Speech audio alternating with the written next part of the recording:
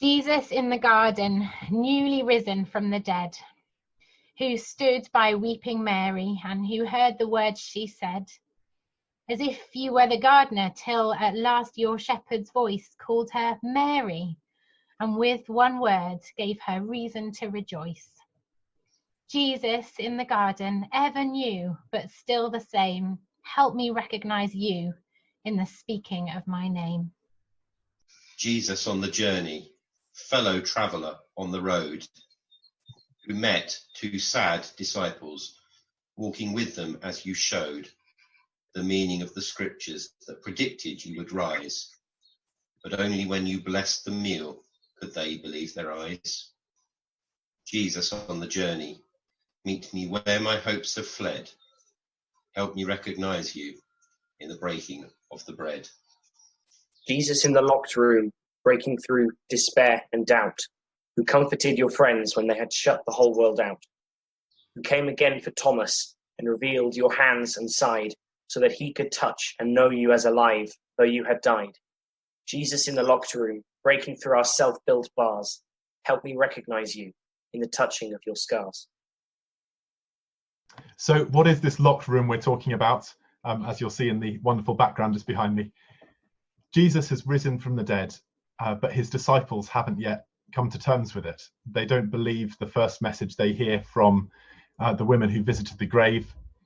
And in particular, Thomas, the disciple often known as Doubting Thomas, simply because of this encounter. He hasn't seen or believed, and he says, I won't see or believe until I touch Jesus, put my hand into his wounds, see the nail marks.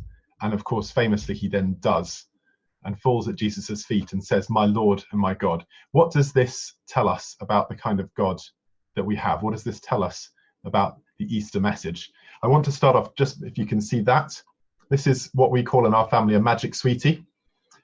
They've largely expired these days, so they don't work so well, but they were our cure-all for, scraped knees and bruised shins and everything else that can go wrong with a child at a sort of minor injury level. Magic Sweetie would make it all better, and amazingly it did. And Magic Sweeties are fine for things which, at the end of the day, you can just get over. There's grown-up versions of Magic Sweeties, I think, for bad days at the office, for sleepless nights, for cooking disasters, whatever else it might be, embarrassing social gaffes, perhaps. There are the equivalents of Magic Sweeties for adults too. But when it comes to real suffering, we don't want a Magic Sweetie or whatever the equivalent is. When it comes to real suffering, we want the company of somebody who knows our pain and who is with us and who loves us. Isaiah was a prophet who lived 800 years before Jesus, and he saw something, not the full picture, but something of God's plan of how Jesus was going to come. And he talked about Jesus as being despised and rejected by mankind, a man of suffering, familiar with pain. If you have an older translation, acquainted with grief, you might recognize the turn of phrase. Jesus knew what it was to suffer with humanity. Jesus knew what it was to go through difficulty, and that is part of his glory. Part of the amazing story, part of the amazing nature of Jesus is that he suffered with us. In the book of Revelation, which gives us a picture of how this world wraps up and the next one comes into beginning, it says, we have this picture of the throne room of God, and John sees this epic scale picture of God's glory, and right at the center of it, standing at the very, very center, there's a huge throne, and on the throne there is a lamb looking like it's been slain. You might expect to see a king, all glorious with a crown and possibly glowing, but no, right at the center there's a lamb that looks as though it's been slain. And that's because Jesus's wounds continue into eternity, that they're not something that we can now forget about and push out the way. Oh, he went through that, but thank goodness, we can forget about it now. No, that shows his love for us. They are marks of his love, and because they're marks of his love, they are glorious. I don't know if those of you who are women and have children, I don't know if maybe you might feel that way about the stretch marks or something like that. These are things that have been done to me for the love and the care of somebody else, but on an even more cosmic scale. There's a hymn that puts it this way: those wounds yet visible above, in beauty glorified. Jesus's pain and suffering that he went through is not somehow hushed away in glory. It's part of who he is. He is one who will love at all costs.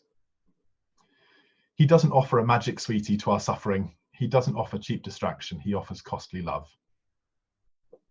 But he offers more than that. And I want to offer you a picture now. I want you to imagine, and it's obviously very topical at the moment, I want you to imagine two research doctors in their hospital, and around them are patients who are sick and dying, and many of their own staff who are sick and dying. And those two doctors have their arms around each other's shoulders, and they're with each other in that sorrow. Now that is a picture of compassion. That is a picture of suffering with. But Jesus doesn't stop there. Just hold that picture in your head. And now imagine that one of the doctors has themselves been sick with this disease, and from their own sickness have developed a cure. And they now have their arm around that other doctor, suffering with them, but also holding the cure in their hands. This is what Jesus does for us. He says, I'm with you in your suffering, but I also have a way through this. There is a hope that goes beyond this life.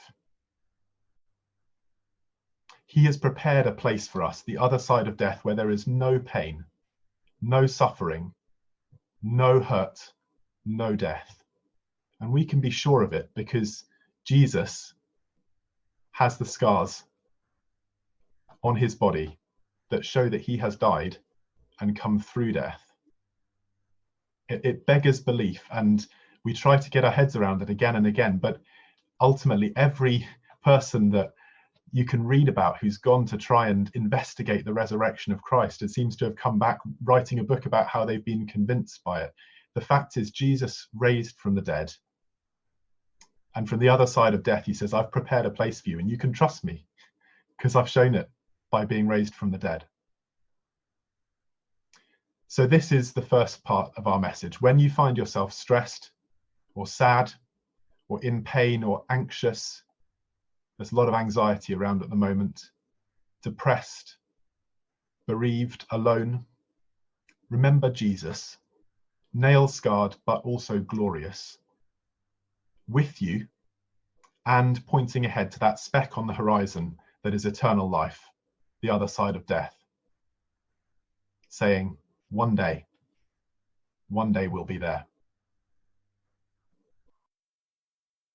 Jesus on the shoreline, cooking breakfast for your friends, who offered guilty Peter one more chance to make amends, who filled a net with fish for him and helped him to recall the first catch that convinced him to respond to your first call.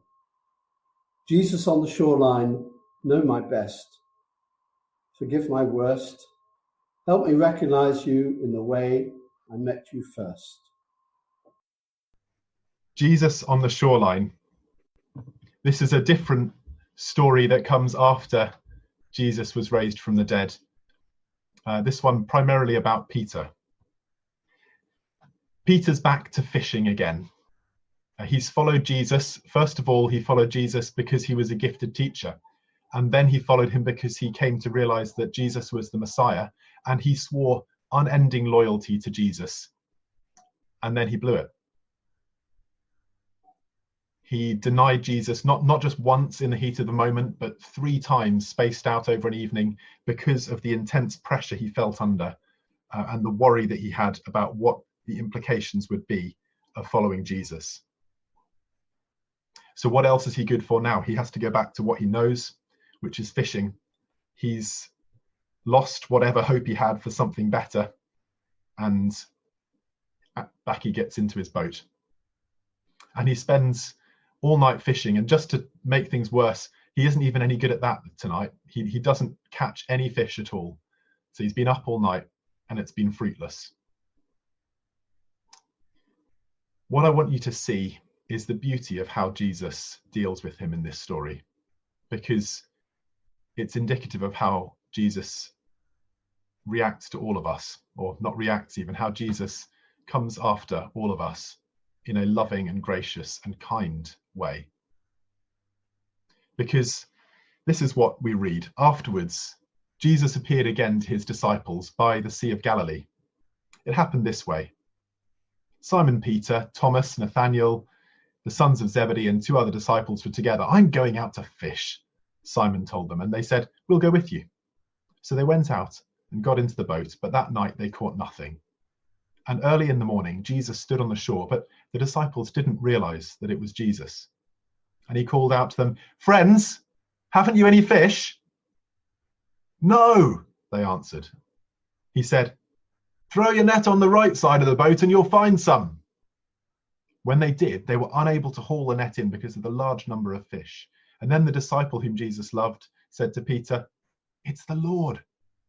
And as soon as Simon Peter heard him say, "It's the Lord," he wrapped the outer garment around him, for he'd taken it off, and jumped into the water. The other disciples followed in the boat, towing the net full of fish, for they were not far from shore, about 100 meters. When they landed, they saw a fire of burning coals with some fish on it and some bread. And Jesus said to them, "Bring some of the fish you've just caught." I'll pause the story there. Some things about how Jesus deals with Peter in this. First of all, Jesus goes to him. It would have been totally in Jesus's rights to say, "He knows where I am. I said where I'd be. He can come find me." But no, Jesus goes to him. And the first thing he says to him is not a word of rebuke. And Jesus had warned Peter that he was going to deny who Jesus was. Deny Jesus and his association with Jesus. He'd warned him already. He said, "You're going to 3 times before the cock crows tomorrow." And Peter said, No, never. It's not going to happen. And Jesus says, No, you will. And he doesn't say, "I told you so," or anything like that. But instead, he reminds Peter of a first step of obedience that Peter took. He reminds him of a success, actually, that Peter had. You see, one of the first times that Jesus met Peter, he preached out of Peter's boat. And at the end of talking to the crowd, he said, "Push your boat out into deep water and let down your nets." And Peter said, "Jesus, I know you're a great teacher, but you're not a fisherman. We've been up all night. There's no fish." And Jesus said, "No, just do it." And they did. And immediately the nets were so full that they started to break. And Simon Peter falls at Jesus' feet and says, "Get away from me. I'm a sinful man." That first encounter, or not quite first, actually, it's an early encounter with Jesus, shaped Simon Peter's life and started off this journey of following Jesus. And Jesus reminds him of it now by doing almost the same thing again. He calls Peter and says, "Let's have another try. Come on, you did this well." The next thing is that Jesus provides, because they get to the shore and Jesus has already actually prepared breakfast. He's got fish and bread waiting there. He doesn't need them to have fished because he's already prepared food for them. But he still gives Peter the dignity of contributing. So he says, "Bring some of your catch, even though I've already got fish and bread here. We'll have a beach barbecue," and he eats with them. Jesus's gentleness, his desire to call Peter back, his desire to give him dignity, to remind him of success. These are all wonderful things about the nature of Jesus that it's really good for us to remember. Jesus is the glorious King. He's been beaten and crucified. He's come back from the other side of death. And instead of standing up there and saying, "Here I am, everybody, you can come to me if you want to," he goes gently after those who have fallen away. The next thing, going past where we read to, is that Jesus goes for a walk with Simon Peter. And as they're walking, Jesus asks him 3 times, "Simon Peter, do you love me?" And each time Simon Peter says, yes, I do. You know that I love you." And Jesus says, "Feed my sheep." Now, it seems a bit odd at first, and in fact, the third time, Simon Peter's, it says he's offended. He's hurt because Jesus asked him a third time, do you love me? And then it sinks into him. He denied Jesus 3 times, and Jesus is giving him 3 chances just to put that behind him and reaffirm his love for Christ. And then Jesus gives him a calling and a purpose. He doesn't just say, fine, you're back on the bench again. You're in the team, but I'll call on you if I need you. He immediately speaks to him and says, you've got a purpose in life. He says, feed my sheep. I've got a job for you. There's dignity and purpose in my calling for you. And I'm going to take another chance on you, even though you blew it last time. And in fact, actually, he looks ahead to Peter's death and he says, there's going to be a time when you will have the opportunity again to lay down your life for me, and this time you'll take it. And from what we read, Peter did. You see, all of this points to a really fundamental truth about Jesus. Jesus is not looking for technicalities on which to exclude people. He is going after people with a view to include them if they will be willing. In fact, Jesus did this a lot. He went to all kinds of people. He went to those who lived sinful lives.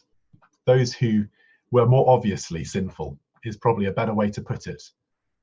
We read about him working with tax collectors who were pretty unsavory characters in those days. We read about him spending time with women who may well have been engaged in prostitution. And he sought them out and he ate with them. And he showed them love before they changed. And then some of them changed and followed him. He taught and he warned the Pharisees and the other religious teachers who made themselves his enemies. And some of those that he taught and warned listened to him and followed him. He sought out people who the society of that time held in lower esteem, in particular women and foreigners and children, all people who in that society had a lower status, and he gave them dignity. He spent time with them, also those who were ill, and some of them followed him. Peter's past failings might have stood against him, but they weren't greater than Jesus's forgiveness. His intent wasn't to condemn Peter, but to re-include him. So there's a message for you today. If you're not a wholehearted follower of Christ this morning, God is not looking for a reason to exclude you, but to include you if you're willing. The glorious, nail-scarred, victorious Jesus that we've talked about is standing at the door to his kingdom, holding it wide open and saying, come in while the door's still open. Come on in, take the offer. He won't hold your past against you, but will offer forgiveness if we admit our faults and ask for it. He doesn't say that he'll protect us from all pain in this life. He never makes that promise. In fact, he warns us that there will be pain in this life, but he does promise an eternity free of it. It says again in the book of Revelation, this vision of the future, that God will be with his people and will wipe away every tear from their eyes. What he asks of us is that we believe in his resurrection, that we ask forgiveness for having lived our own way instead of his, and we agree to treat him as our highest authority from this day on. And I want to encourage you, if you haven't taken that offer, to take that offer and to ask him for it today. Asking God, we just call praying. That's all it is. It's nothing more special or any less special really than that. Talking to God in our own language.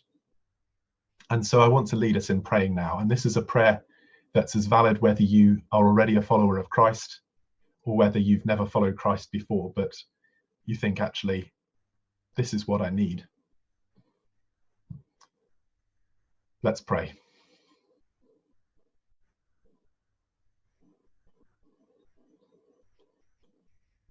Jesus, thank you that when you declared your mission,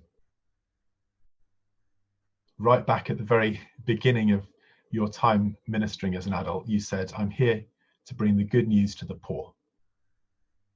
You said, I'm here to bind up the brokenhearted, to set free captives, to bring freedom, to bring healing.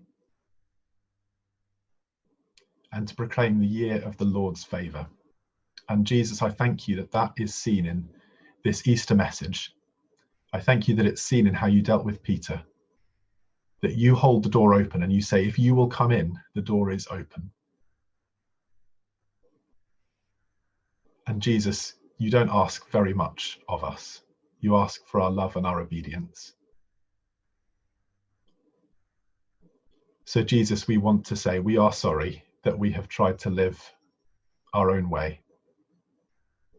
Sorry that we've made up our own versions of right and wrong and not even managed to stick to them.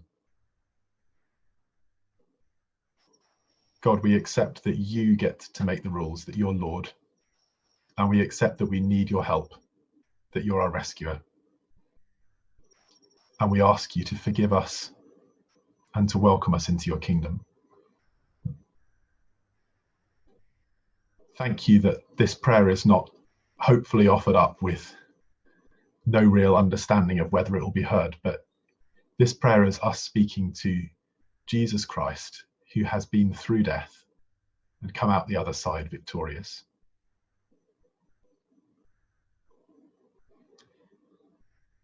Thank you that you offer new life, just as you were raised to new life yourself. In the name and in the power of Jesus. Amen.